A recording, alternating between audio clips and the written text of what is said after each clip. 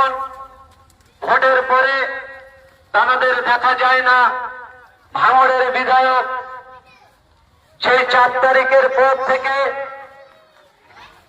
আজও পর্যন্ত বিভিন্ন জায়গায় গিয়ে এবং ভাঙড় বিধানসভার বিভিন্ন প্রান্তে গিয়ে মানুষের সুখ দুঃখের কথা শোনেন, মানুষের অভিযোগের কথা শোনেন।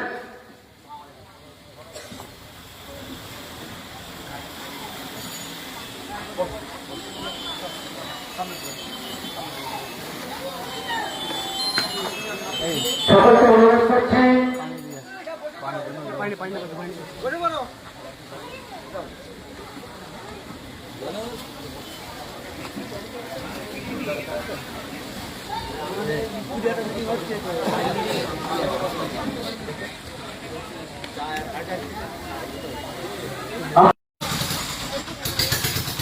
যে রীতিনীতি চলে আসছিল সেটাকে বর্জন করে নতুন একটা বার্তা দিতে চেয়েছি যে বিধায়করা বা যখন কন্টেস্ট করি আমরা নির্বাচনে মানুষের বিভিন্ন পাড়াতে বিভিন্ন এলাকাতে আমরা পৌঁছে যাই, তখন বিভিন্ন পাড়াতে এলাকাতে গিয়ে ভোট চাই।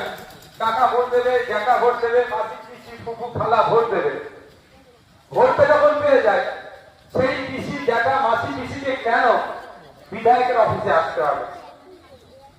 ভোট যাওয়ার সময় পানাপুকুরে আসছি, আর পানাপুকুরে কোনো মানুষের অভাব অভিযোগ থাকলে তাকে কেন বিধায়কের অফিসে যেতে হবে? তাদেরকে বিধায়ক হওয়ার পরে পানাপুকুরে আবার ফিরে আসতে হবে, তাই সেখানকার মানুষের সাথে কথা বলতে হবে। এটা গত নির্বাচনের পর থেকে আমি চালাচ্ছি। রাজ্যে আশা করবো ভাঙড়কে মডেল হিসাবে দেখবেন, অন্যান্য বিধায়করাও দেখবেন। আমি ইদানিংকালে দেখছি এটা শুরু করেছে, বিভিন্ন জায়গায় গিয়ে বসছেন, সাধারণ মানুষের কথা শুনছে, সেগুলোকে উদ্ভাবন করছে। আজকে পানাপুকুরে আমি এসেছি, এখানকার বুথের মানুষজনের সাথে কথা বলবো। অভাব অভিযোগ থাকলে শোনাবেন আমাকে, তৎকালীন আমার পক্ষ থেকে সমাধানের হলে আমি সমাধান করব, অন্যথা আমি নোট ডাউন করবো যেভাবে কোনভাবে সমাধান করা যায় সেই রাস্তাও বলব।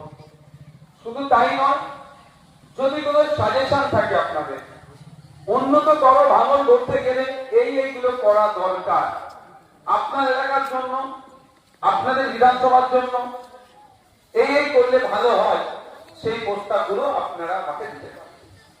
একটা বিষয় আপনাদেরকে আমি খুলে বলতে চাই, কেউ হীনমন্যতায় ভুগবেন না যে বিধানসভাতে